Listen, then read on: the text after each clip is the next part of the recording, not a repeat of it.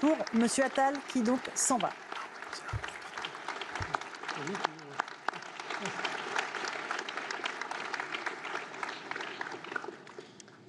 Mes chers compatriotes, la France a un nouveau Premier ministre.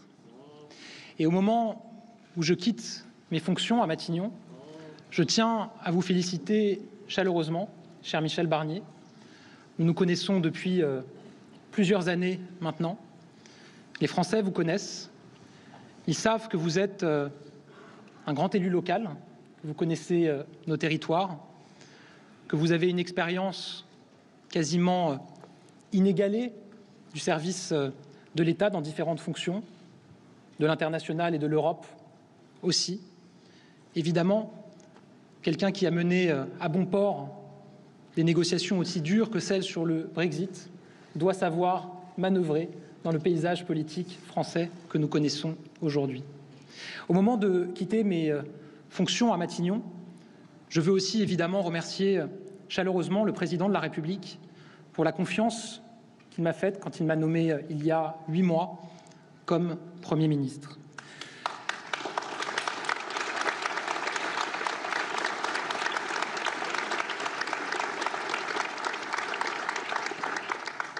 Être Premier ministre, c'est l'honneur d'une vie, parce que c'est un honneur de servir son pays. Et servir son pays, on ne le fait jamais seul. Les visages qui sont ici rassemblés dans cette cour, Monsieur le Premier ministre, ce sont les visages de femmes et d'hommes qui travaillent ici, à Matignon, des femmes et des hommes qui se lèvent tous les matins avec un objectif, être utiles à notre pays. Ils sont à l'image de ces millions de serviteurs de l'État partout sur le territoire national. La France a un État durable, un État solide, un État qui, je le crois très profondément, est le ciment de notre pays et de notre nation. Être Premier ministre et servir son pays, on ne le fait jamais seul parce qu'on le fait avec les Français. Et je veux remercier tous les Français rencontrés ces derniers mois, rencontrés par milliers, parfois quelques instants, parfois quelques heures. J'emporte avec moi vos visages, vos vies, vos doutes. J'emporte avec moi votre force de caractère, votre sens du devoir, votre aspiration à l'unité et à la concorde. Je veux dire aux Français combien je les aime, parce que les Français sont un grand peuple, viscéralement indomptable et profondément attaché aux valeurs de la République.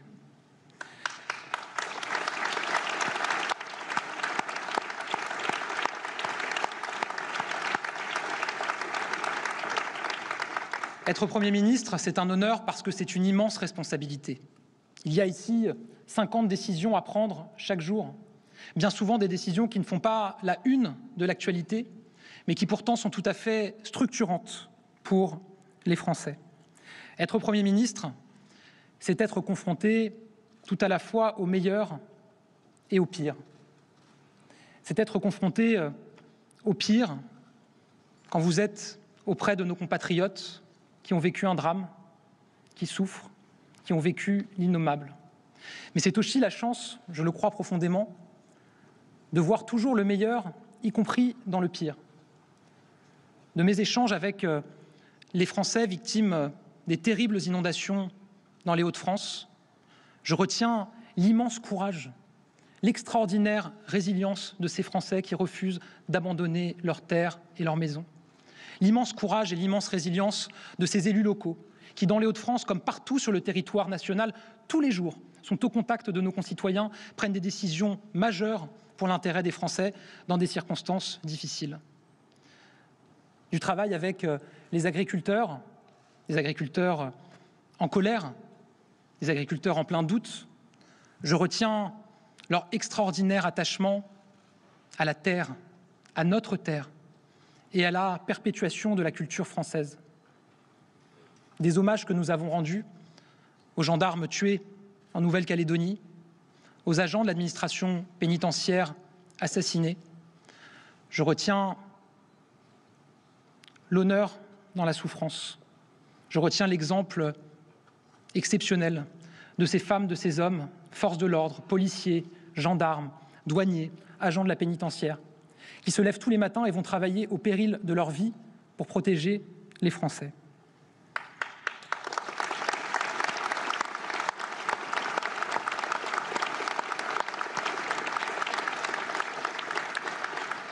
Être Premier ministre, c'est un honneur parce que cela permet d'agir. Mesdames et messieurs, 8 mois, c'est court. C'est trop court. Et je ne le cache pas, il y a évidemment une frustration à quitter mes fonctions au bout de 8 mois seulement. Mais il y a aussi le sentiment du devoir accompli dans le temps qui m'a été imparti. Avec mon équipe, avec le gouvernement, pendant 8 mois, nous avons agi. Nous avons travaillé d'arrache-pied, avec une ambition, respecter nos promesses. Je suis convaincu que dans d'autres circonstances, nous aurions mené ce travail à bon port. Nous aurions permis à des Français de vivre mieux, aux classes moyennes de retrouver leur place pleinement dans la société et à la France d'être plus forte encore.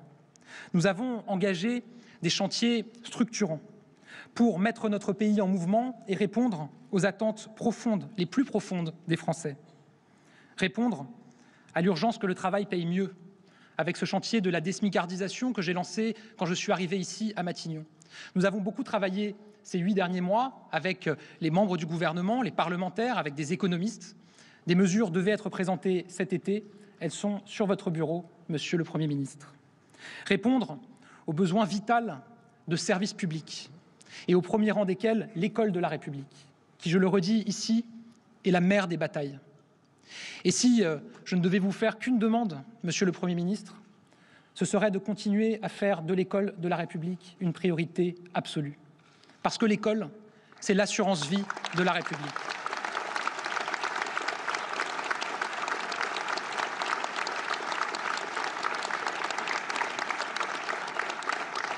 Et évidemment, quelques jours après la rentrée scolaire, je veux dire ma reconnaissance à nos professeurs, aux équipes pédagogiques qui sont chaque jour aux côtés de nos élèves. Je veux dire aussi que nous n'oublions pas et que nous pensons chaque jour à Samuel Paty et Dominique Bernard, assassinés par le terrorisme islamiste.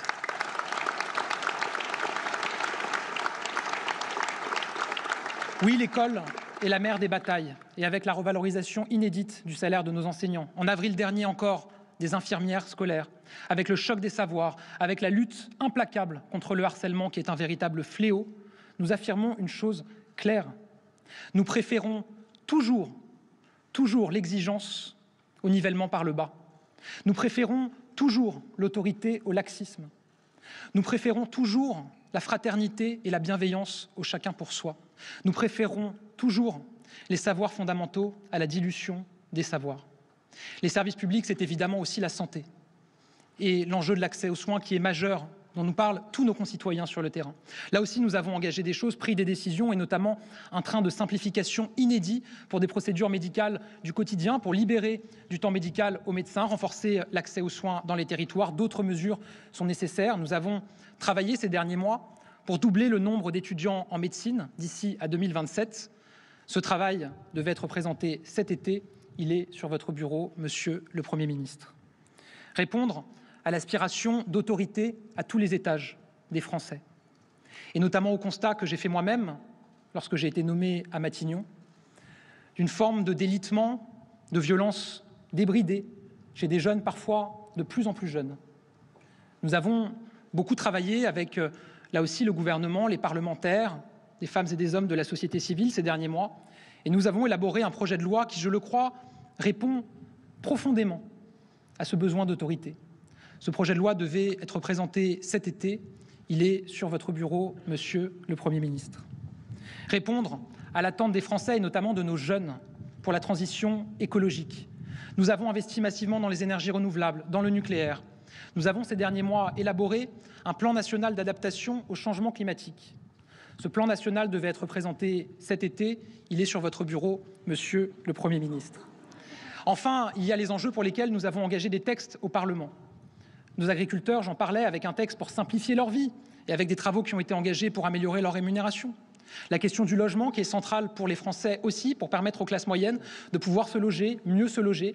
Ces textes sont en discussion, étaient en discussion avant la dissolution au Parlement. Évidemment, il faudra les faire prospérer. Notre pays connaît une situation politique tout à fait inédite. La politique française est malade. La politique française est malade, mais je crois que la guérison est possible.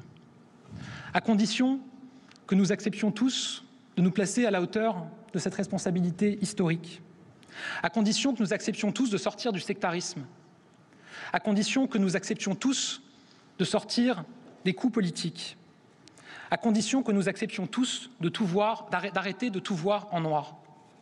Et je le dis, cette année 2024 est pleine de paradoxes. Oui, il y a de l'inquiétude et de la colère dans notre pays. Et il y a un pays qui connaît son taux de chômage le plus bas depuis 40 ans et dont le taux d'inflation est revenu à son niveau de 2021. Oui, il y a du défaitisme dans notre pays. Et notre pays, toujours en 2024, organise l'événement du siècle avec les Jeux olympiques et paralympiques. Incroyable performance en matière de sécurité, d'organisation, de performance sportive qui fait rayonner la France dans le monde.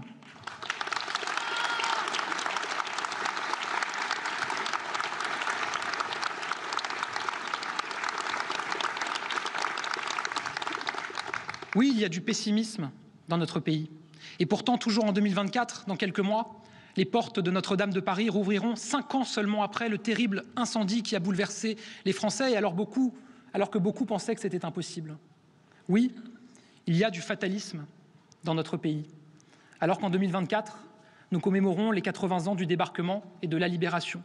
Quel plus formidable témoignage, quel plus formidable exemple de ce que la France est capable de faire, y compris dans les heures les plus terribles et les plus sombres de son histoire. Alors je le dis, y compris en cette année 2024, je crois qu'il y a au moins autant de raisons de douter que d'espérer. Plutôt d'espérer que de douter. Il y a même plus de raisons d'espérer que de douter. Et vous l'avez compris, vous me trouverez toujours du côté de celles et ceux qui choisissent d'espérer, qui choisissent d'apaiser, qui choisissent de construire. Avant de terminer, vous me le permettrez sur un plan plus personnel, je tiens à remercier mon gouvernement, une équipe de femmes et d'hommes exceptionnels, avec des parcours différents, des expériences différentes, des convictions parfois différentes, mais qui se sont toujours retrouvés autour de la volonté d'abord de travailler, d'être utile, et qui ont, je crois, forgé une véritable amitié. Et votre présence nombreuse aujourd'hui, je le dis, me touche particulièrement.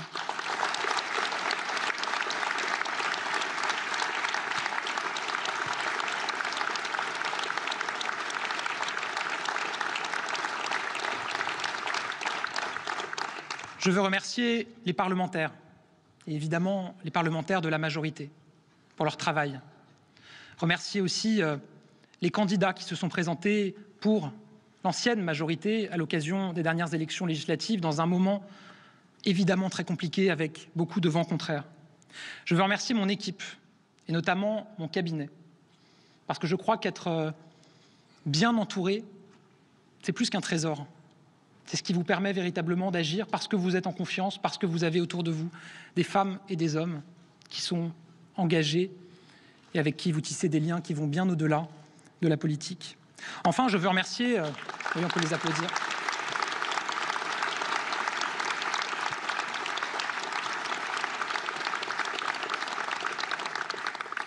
Enfin, je veux remercier ma famille.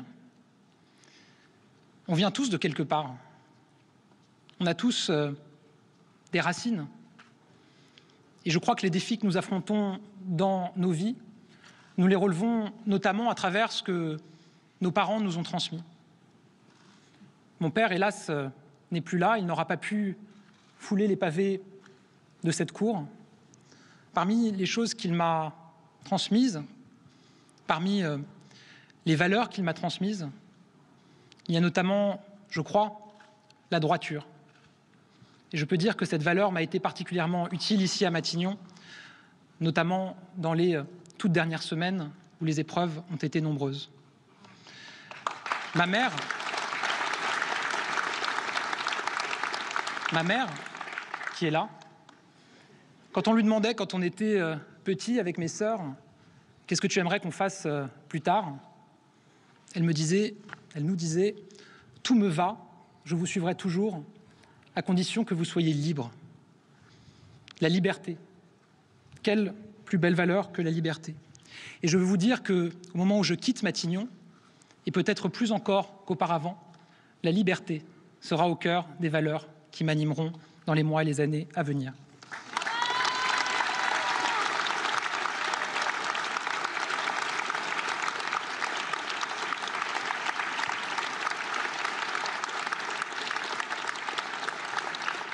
Monsieur le Premier ministre, la France, la République sont ce que nous avons de plus précieux. Je crois dans notre pays, je crois en nous. Nous avons en nous ce génie français qui fait que toujours, la France sait se réunir lorsque l'essentiel est en jeu. L'avenir nous appartient, je le sais. La France est belle, la France est forte, la France est grande. La France n'est pas n'importe quel pays.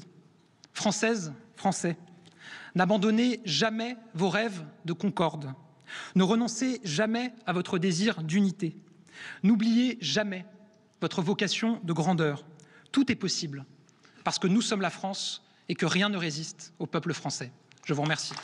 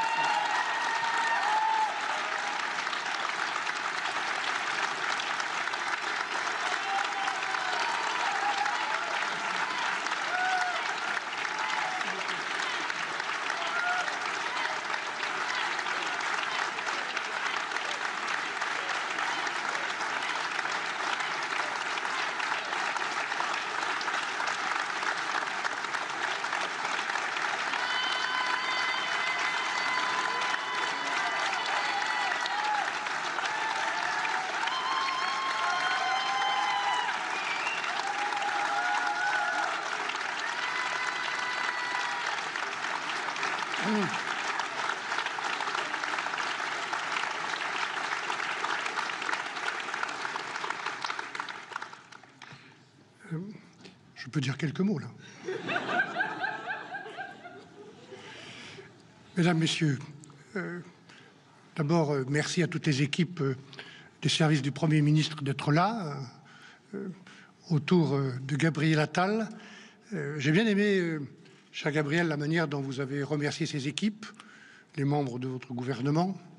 J'ai bien aimé la manière dont vous avez salué le courage, l'honneur avec lequel, partout en France métropolitaine et outre-mer, les forces de sécurité assument au prix parfois de leur vie la sécurité des citoyens, j'y reviendrai.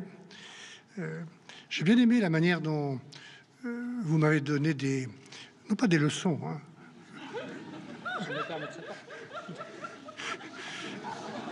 Enfin, les enseignements, même si ça n'a duré que 8 mois, que l'on apprend quand on est Premier ministre. Ça va me très, très utile.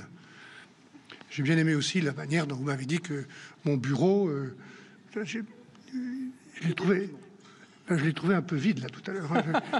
Mais j'ai compris qu'il y avait des tas de projets de loi en suspens qui n'avaient pas pu être menés à bien. Vous me permettrez, bien sûr, je vais les reprendre. Il y en a plusieurs auxquels je tiens, d'ailleurs. Peut-être d'ajouter ma propre valeur ajoutée. Hein. Bien sûr. Voilà. Et puis j'ai bien aimé la manière dont vous avez plus personnellement évoqué votre famille, votre maman. Je pense qu'elle ne voudra pas se signaler. Mais j'irai l'embrasser tout à l'heure. Comme moi, je salue ma propre famille et mon épouse Isabelle qui est ici. Une maman, c'est très important. Hein. On va peut-être dire des choses un peu surprenantes pour deux premiers ministres au moment de cette passation de pouvoir, mais moi j'ai eu la chance d'avoir une mère formidable aussi, qui transformait tous les problèmes qu'elle rencontrait dans sa vie personnelle en cause publique. C'est ainsi qu'elle a consacré toute sa vie à un sujet d'ailleurs qui fait l'objet d'un des projets de loi sur la sécurité routière, et un autre défi qui était celui de l'accompagnement des familles, des amis de malades mentaux. Je n'ai pas oublié ces combats. Je n'ai pas oublié le moment très personnel et très émouvant où elle m'a demandé de lui remettre la Légion d'honneur. Je n'ai pas oublié non plus ce qu'elle m'a dit un jour où elle était venue me porter la contradiction dans ma toute première réunion électorale. Il se trouve qu'elle était une femme chrétienne de gauche. Et elle m'a dit « Michel, tu as les opinions que tu veux. » J'étais déjà gaulliste. Et ça reste ma principale fierté que de m'être engagé derrière le général de Gaulle quand j'avais 14 ou 15 ans. Ne sois jamais sectaire. Le sectarisme est une preuve de faiblesse. Quand on est sectaire, c'est qu'on n'est pas sûr de ses idées. Voilà.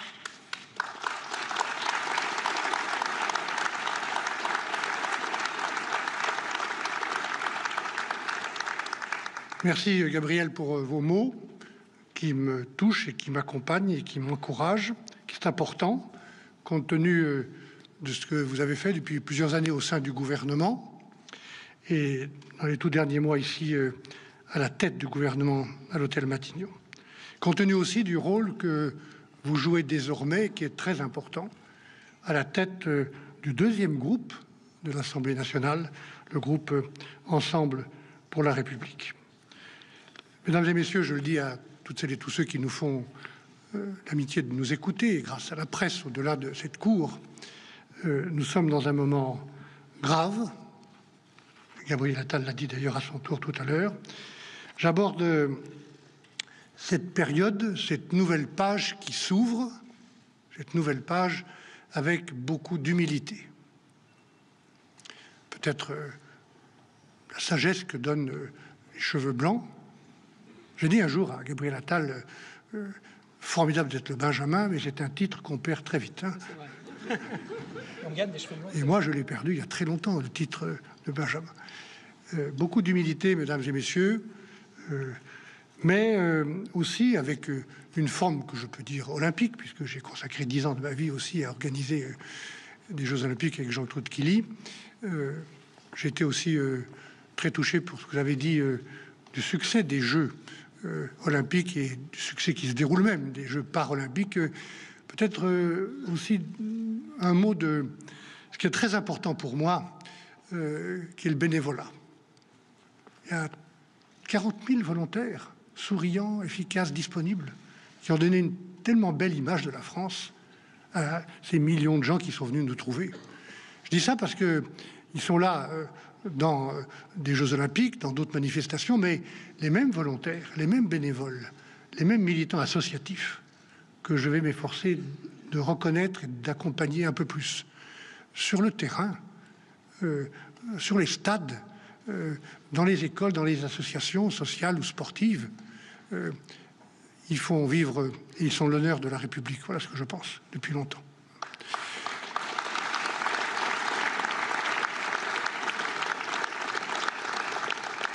Donc de l'humilité, une forme olympique, et puis aussi de la détermination. Celle qu'il faut pour que cette nouvelle page qui commence, cette époque, cette période, soit une période utile pour les Français et pour la France. J'aurai l'occasion dans quelques jours, dans quelques semaines à peine, devant le Parlement, de dire les grandes priorités législatives et les propositions au nom du nouveau gouvernement. Il s'agira de répondre autant que nous le pourrons aux défis, aux colères, vous les avez évoquées, aux souffrances, aux sentiments d'abandon, d'injustice qui traversent beaucoup trop nos villes, nos quartiers et nos campagnes. Je pense, mesdames et messieurs, à l'accès aux services publics, et l'école restera bien la priorité du gouvernement, l'école de la République. Je pense à la sécurité au quotidien. Je pense aussi à la maîtrise de l'immigration. Je pense évidemment au travail et au niveau de vie des Français. Qu'est-ce qu'on attend d'un Premier ministre? Je le dis avec humilité. Mais je pense qu'on attend de lui qu'il dise la vérité. Même si cette vérité est difficile. La vérité D'abord sur la dette financière et sur la dette écologique qui pèse aujourd'hui lourdement déjà sur les épaules de nos enfants. On attend qu'ils disent la vérité sur l'influence ou la manière d'augmenter encore l'influence de notre pays en Europe. On attend qu'ils disent la vérité sur le rôle vital que tiennent et que jouent dans tous nos territoires métropolitains et outre-mer les acteurs du monde de l'économie, des grandes entreprises industrielles. J'en ai connu beaucoup dans ma région, comme des entreprises plus petites ou de l'artisanat, les entreprises du monde agricole et de la pêche aussi, dont j'ai eu l'honneur d'être le ministre il y a quelques années, pas loin d'ici. Il faudra dire la vérité et je dirai la vérité. Il faudra sans doute aussi de la persévérance pour continuer un certain nombre d'actions engagées sous l'autorité du président de la République pour l'emploi, notamment industriel, et l'attractivité de la France. Et puis la persévérance aussi pour la défense de nos intérêts en Europe. Mais, mesdames et messieurs, il y aura aussi dans cette nouvelle page des changements et des ruptures. Il faudra enfin beaucoup d'écoute, beaucoup de respect, d'abord du respect entre le gouvernement et le Parlement, du respect à l'égard de toutes les forces politiques, je dis bien toutes les forces politiques qui y sont représentées, et je vais m'y atteler dès ce soir, du respect aussi vis-à-vis des partenaires sociaux, des partenaires économiques, et puis vis-à-vis des élus locaux, qui font partie de ce tissu républicain qui est à notre honneur et à leur honneur sur le terrain. Je n'oublie pas, mesdames et messieurs, je n'ai jamais oublié tout ce que j'ai appris sur le terrain dans mon département de la Savoie. À coup sûr, nous devons et nous allons davantage agir que parler, pour trouver partout les solutions qui marchent. Et le gouvernement n'aura pas la prétention de croire que la science infuse vient seulement de lui. J'ai appris dans ma longue vie publique que les bonnes idées venaient de partout, d'ailleurs, souvent des gens les plus modestes ou les plus simples, quand on prend le soin de les écouter. Et j'ai bien des exemples en tête de progrès, petits ou grands, qui ont été accomplis grâce à des idées, de bonnes solutions apportées par des gens d'en bas, qu'il faut respecter. Trouver des solutions qui marchent avec toutes celles et tous ceux qui, de bonne volonté, voudront résoudre les difficultés nombreuses et profondes du pays. C'est une question de bon sens, c'est une question aussi qui touche à ce que j'appelle l'intérêt général ou le bien commun de notre pays. Mesdames et messieurs, ce soir, au moment de commencer à écrire cette nouvelle page, avec tous ceux qui le voudront, avec votre appui et votre expertise aussi, dont j'ai besoin, je pense aux Français de métropole, aux Français de l'outre-mer, aux Français de l'étranger, qui, quel qu'ait été leur vote, ou quelle que soit leur sensibilité aujourd'hui, ont un besoin et expriment un besoin de respect, d'unité et d'apaisement. Je ferai tout pour être à la hauteur de leur attente et de leur espérance. Voilà, je vous remercie beaucoup. Au travail.